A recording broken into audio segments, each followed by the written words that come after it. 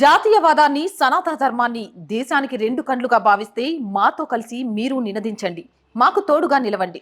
కింద కనిపిస్తున్న account details కి, ఫోన్ పేకి, గూగుల్ పేకి ఆర్థికంగా చేయూతనందిస్తూ మాకు అండగా నిలవండి. ఆర్థికంగా మీ చేయూత మాకెంతో అవసరం. నమస్తే, వెల్కమ్ టు అవర్ వాయిస్. నేను జర్నలిస్ట్ నవత. మొత్తానికి 2024 ప్యారిస్ ఒలింపిక్స్ లో మను చరిత్ర సృష్టించిందనే చెప్పొచ్చు. చరిత్ర సృష్టించాలి అనుకునే వాళ్ళు ఎంత నిష్టగా, అలాగే తమ గోల్ మీద ఎలా లక్ష్యం గురి పెడతారు అనే విషయంలో మను నిజంగా చెప్పిన మాటలు చరిత్ర సృష్టించాయనే చెప్పొచ్చు. యజ్ఞం చేస్తే ఏమొస్తుంది? నెయ్యిని వేస్ట్ చేస్తారు, అది వేస్ట్ చేస్తారు, దాని బదులు ఒకరికి దానం చేయొచ్చు కదా. ఏముంది? భగవద్గీతాల మీద, పవిత్ర గ్రంథాల మీద హేళన చేసే వాళ్ళకు చెంప మీద లాగి పెట్టి కొట్టినట్టే కాదు, ఒక విద్యను నేర్చుకునేటప్పుడు ఎంత కాన్సన్ట్రేట్గా ఆ విద్యను నేర్చుకుంటామో దానితో పాటు మనస్సును కూడా దానికి ఎంత గట్టిగా సిద్ధం చేసుకోవాలి అనే విషయాన్ని భగవద్గీతలో చూసి నేర్చుకున్నానని మను చెప్పిన మాటలు నిజంగా ఈరోజు ప్రపంచవ్యాప్తంగా కూడా చరిత్ర సృష్టించాయని చెప్పొచ్చు. దీనికి సంబంధించిన ఆర్టికల్ని మీ ముందుకు తీసుకొచ్చే ముందు నేను మీకు ఒక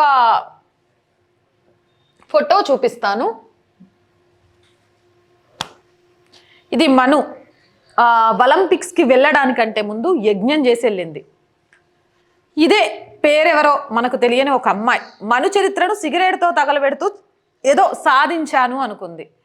నిప్పును రెండు రకాలుగా కూడా ఉపయోగించవచ్చు. ఒకటి దీపం వెలిగించి చీకటిని పారద్రోలి వెలుగు నింపొచ్చు. మరొకటి తగలబెట్టి ఎదుటి వాళ్ళు తగలబడిపోతున్న దాంట్లో ఆనందం చూడొచ్చు. ఇక ఎదుటి వాళ్ళు తగలబడిపోతుంటే ఆనందాన్ని చూస్తూ అవహేళన చేస్తున్న వాళ్ళు ఎప్పుడూ మానసిక వేదనకు గురవుతూ ఎక్కడో చరిత్ర పుటల్లో కూడా పేరు లేకుండా పోతారు అని చెప్పడానికి అనేక ఉదాహరణలు ఈ అమ్మాయి కూడా. అలాగే నిప్పును దీపంలా వెలిగించి ప్రపంచానికి వెలుగు చూపించగలిగితే మన పేరుకు అంటూ చరిత్రలో ఒక పేరుంటుంది అనేది మను చూపించింది అనుకోవచ్చు. ఫస్ట్ అసలు తను ఒలింపిక్స్కి వెళ్ళే ముందు ఏం మాట్లాడింది అనేది మీడియాతో మాట్లాడింది. ఆ వ్యాఖ్యలను మీకు చూపిస్తాను నేను. Really surreal. I feel that I did a good job. I put in a lot of effort, and even in the last shot, I was just fighting with all energy that I had. And this was a bronze, but I'm really grateful that I could win a bronze for India. Maybe better next time. Yeah. Manu, just take us through the final few moments and final few shots. What was going on in your mind? Honestly, I read a lot of Gita and all, so what was going through my mind is just do what you are meant to do, do what you are supposed to do, and just leave whatever. The destiny, you can't control the outcome of it. So in Gita, Krishna says to Arjun that, you focus on your karma and not on the outcome of the karma. So only that was running in my head. I was like, okay, just do your thing and let it all be. Right. నిజంగా కూడా అంటే అక్కడెక్కడో screen మీద మను మాట్లాడుతుంటే వింటుంటే ఇక్కడ మనకు goose bumps వస్తున్నాయి. అంత బాగా కృష్ణుడు అర్జునుడికి ఏదైతే గీతోపదేశం చేశాడో అది మాత్రమే నా మైండ్లో ఉంది. గీతను నేను చదివేదాన్ని. దీనికి సంబంధించి ఆంధ్రజ్యోతిలో ఒక ఆర్టికల్ కూడా వచ్చింది. ఆర్టికల్ని కూడా మీతో నేను షేర్ చేసుకుంటాను. హర్యానా పేరు చెప్పగానే ప్రఖ్యాత రెజ్లర్లు, స్టార్ బాక్సర్ల పేర్లు గుర్తుకొస్తాయి. అయితే ఆ రాష్ట్రం నుంచి షూటింగ్ పథకంలో ప్రపంచం సృష్టిని ఆకర్షించింది మను భాకర్. కెరీర్ ప్రారంభంలో టెన్నిస్, స్కేటింగ్, బాక్సింగ్, వాలీబాల్ జాతీయ పోటీల్లో మను దాదాపు 60 పథకాలు సొంతం చేసుకుంది. కానీ షూటింగ్ నేర్చుకోవాలన్న ఆమె ఇష్టాన్ని కాదనలేని తల్లిదండ్రులు 1.80 లక్షలు పెట్టి తొలి పిస్టల్ని కొన్నారు. అలా 12 ఏళ్ల వయసులో షూటర్గా ప్రస్థానం ప్రారంభించిన మను 19 ఏళ్ళు వచ్చేసరికి టోక్యో ఒలింపిక్స్కి అర్హత సాధించింది. అయితే ఆ ఒలింపిక్స్లో పిస్టల్ సరిగా పనిచేయక రిక్త హస్తాలతో భారత్కి తిరిగి వచ్చిన మను నిరీక్షణ ఎట్టకేలకు ప్యారిస్ విశ్వ క్రీడల్లో కాంస్య పథకంతో ఫలించింది. ఆరంభం నుంచి కూడా మను సంచలనమే సృష్టించిందని చెప్పొచ్చు. 14 ఏళ్ల వయసులోనే ఒలింపియన్, మాజీ వరల్డ్ 1 హీనా సిద్ధుకు మను భాకర్ షాక్ ఇచ్చింది. సాధన ఆరంభించిన ఏడాదికే 2017 జాతీయ షూటింగ్ ఛాంపియన్షిప్ 10 మీటర్ల ఎయిర్ పిస్టల్ ఫైనల్లో హీనాను ఓడించడంతో పాటు ఆమె రికార్డు చెరిపేసింది. అదే ఏడాది ఆసియా జూనియర్ ఛాంపియన్షిప్లో రజతంతో మెరిసి సత్తా చాటింది. ఆ తర్వాత జరిగిన ISSF junior shooting world cup 10 మీటర్లు ఎయిర్ పిస్టల్ అర్హత పోటీల్లో ప్రపంచ రికార్డును బద్దలు కొట్టింది. ఈ వరల్డ్ కప్ ఫైనల్లో 3 సార్లు ISSF విజేత సిలైన్ గోబెర్ విల్లాను ఓడించి పసిడి పథకం సాధించి చరిత్ర సృష్టించింది. 2018లో కూడా అంతే ఉండే. ఆమె ఏం చెప్పింది అనేది చూడండి. పోటీ ఏదైనా పథకం ఖాయమనే రీతిలో దూసుకెళ్తున్న మనుకు టోక్యో ఒలింపిక్స్లో చుక్కెదురైంది. ఒలింపిక్స్ ముందు వరకు మంచి ఫామ్లో ఉన్న మను విశ్వ క్రీడల్లో పిస్టల్ సరిగ్గా పనిచేయక ఒత్తిడికి లోనై పతక రేసులో విఫలమైంది. ఈ క్రమంలో నైరాశ్యంతో ఇంటికొచ్చిన మనుకు ఆమె తల్లిదండ్రులు భగవద్గీతనిచ్చారు. స్వతహాగా షూటింగ్ రేంజ్లో చిన్నపాటి విరామం లభించిన పుస్తకాలు చదివే అలవాటున్న మను ఆ తర్వాత నుంచి గీత చదవడం ప్రారంభించింది. అందులో శ్రీకృష్ణుడు అర్జునుడికి ఉపదేశించిన ఓ అంశం ఆమెను బాగా ఆకర్షించింది. భగవద్గీతను చాలా చదివాను, చేసే పని మీదే దృష్టి పెట్టు, కర్మ ఫలితం మీద కాదు, ఫలితం ఎలా ఉన్నా స్వీకరించు అన్న మాటలు తనను ఎంతగానో ప్రభావితం చేశాయని, ఫైనల్కి ముందు కూడా భగవద్గీతను చదివానని చెప్పింది. నిజంగా కూడా ఆ తల్లిదండ్రులకు ఫస్ట్ మనందరం కూడా మనస్ఫూర్తిగా నమస్కారాలు, ధన్యవాదాలు కూడా తెలియజేయాలి. డిప్రెషన్ నుంచి బయటికి రావాలి అంటే లక్షలు ఖర్చు పెట్టి రిహాబిలిటేషన్ సెంటర్స్ అని, ఇంకొకటని, లేకపోతే వాడు డిప్రెషన్లో ఉన్నాడు ఫోన్తోనో సినిమాలతోనో ఫ్రెండ్స్తోనో ఎంజాయ్ చేయమని చెప్పడం కంటే, డిప్రెషన్లో ఉన్న వాళ్ళకి నిజంగా మన భగవద్గీతను తీసుకువెళ్ళి ఇస్తే, పిల్లలకు మొబైల్ ఫోన్ స్నేహం కాదు పుస్తకం స్నేహం అనేది తెలియజేస్తూ, ఒక ఏజ్ రాగానే, ఒక 3 సంవత్సరాలు రాగానే ఏదో ఒక పుస్తకం చదవడం అలవాటు చేస్తూ మొబైల్ ఫోన్లకు దూరం చేస్తే ఖచ్చితంగా ఆ పిల్లలు జీవితంలో సక్సెస్ అవుతారని మను తల్లిదండ్రులు చేసి చూపించారు. మనుకు పుస్తకాలను అలవాటు చేశారు. తను ఎప్పుడైతే డిప్రెషన్లోకి వెళ్ళిందో, డిప్రెషన్ నుంచి బయటికి రావడానికి భగవద్గీతను చదవమని ఇచ్చారు. భగవద్గీతలోని ఒక్కొక్క అంశాన్ని చదువుతుంటే ఆ అంశంలోని ఎన్నో విషయాలు తనను మానసికంగా సంసిద్ధం చేశాయి అనే విషయం మను చెప్తున్నప్పుడు, దీన్ని ఆదర్శంగా తీసుకోవాల్సిన అవసరం చాలామంది యువతకి ఈ రోజులో ఉంది అనే విషయాన్ని గుర్తు చేయాలనిపించింది.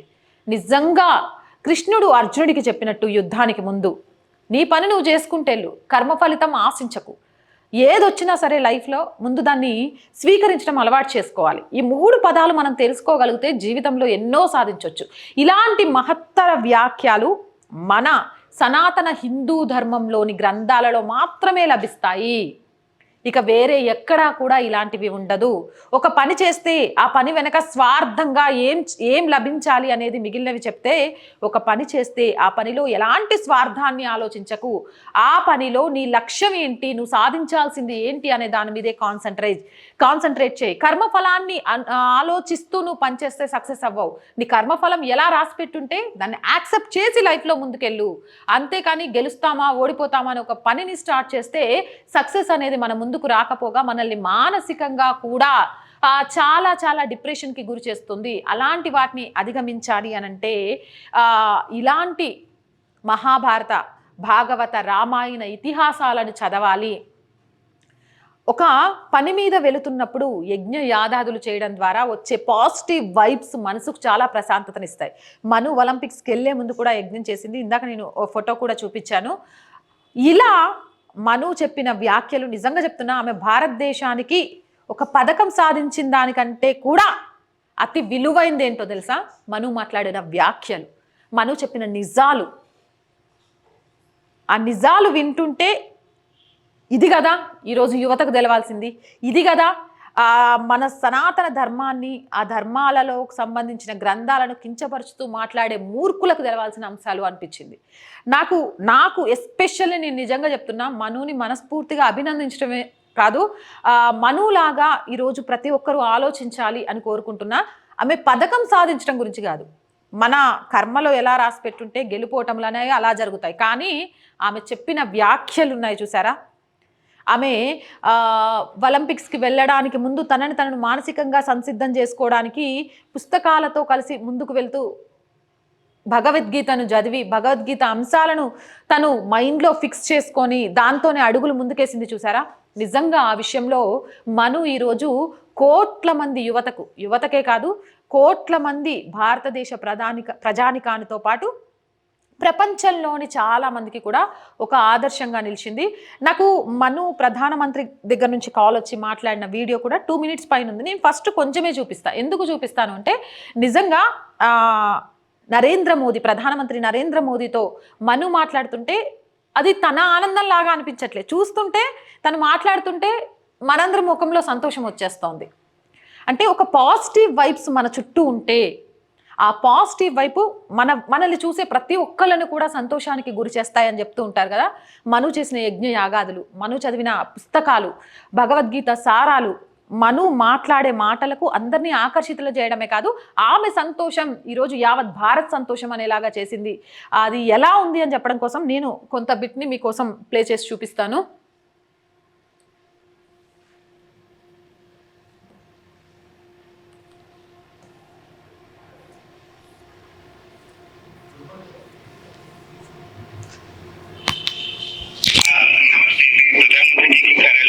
प्रधानमंत्री की बात करके मैं दे रहा हूँ। जी नमस्ते सर।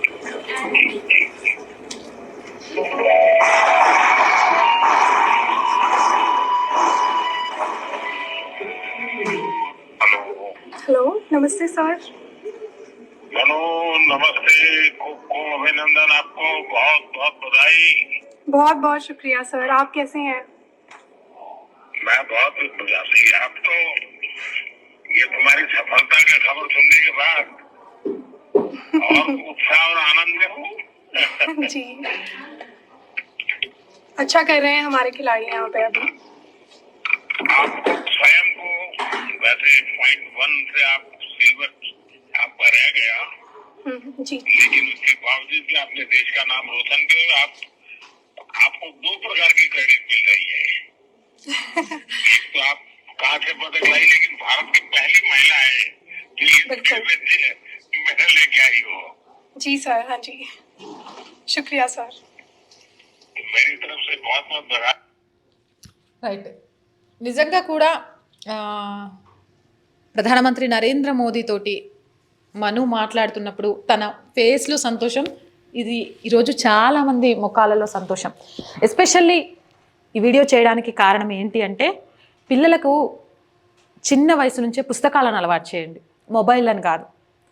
ఆ పుస్తకాలలో మంచి పుస్తకాలు ఏంటి, వాళ్ళ జీవితాన్ని వాళ్ళ లైఫ్ని ఎలాంటి క్లిష్టమైన పరిస్థితులు వచ్చినా వాటిని అధిగమించి ఏదైనా సాధించాలి అంటే, మనులాగా చరిత్ర సృష్టించాలి అని అంటే ఏం చెయ్యాలి అనే దానికి వాళ్ళను సంసిద్ధం చేయండి. దానికోసం మీరు ఎక్కడా పరిగెత్తాల్సిన అవసరం లేదు. భారత, భాగవత, రామాయణ ఇతిహాసాలకు మీ పిల్లలకి చాలా అన్ని లాంగ్వేజెస్లో ఉన్నాయి. ఏ లాంగ్వేజ్ అయితే మీ పిల్లల్ని అర్థం చేసుకోగలుగుతారో, నేర్చుకోగలుగుతారో ఆ లాంగ్వేజెస్లో మీ పిల్లలకు అందించండి. మీ పిల్లలు కూడా మనులాగా చరిత్ర సృష్టిస్తారు అని చెప్పడంలో ఎలాంటి అతిశయోక్తి లేదు. ఎందుకంటే జీవితంలో రెండే ఉంటాయి, ఒకటి గెలుపు, ఒకటి ఓటమి. గెలుపు వచ్చినప్పుడు విర్రవీగకూడదు, ఓటమి వచ్చినప్పుడు కుంగిపోయి ప్రాణాలు తీసుకోకూడదు. ఈ రెండింటిని కూడా అర్థం చేసుకోవాలి అంటే గీతాసారం మది ఇంకొకసారి చెప్తున్నా, నువ్వు అనుకున్న పని చేస్తూ ముందుకెళ్ళిపో, దాని కర్మఫలం ఆశించకు.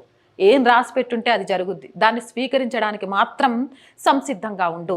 ఇది పిల్లలకు నేర్పగలిగితే అత్యుత్సాహంలో చేసే తప్పులు జరగవు, డిప్రెషన్కి గురయ్యే ఆత్మహత్యలు జరగవు. సో ప్రతి ఒక్కరూ కూడా మీ పిల్లలకి పుస్తకాలతో పాటు రామాయణ, మహాభారత, భాగవతాలను చదివించడంలో మీరు పాత్ర పోషిస్తారని, పిల్లలకు అలవాటు చేస్తారని మనస్ఫూర్తిగా కోరుకుంటున్నాను.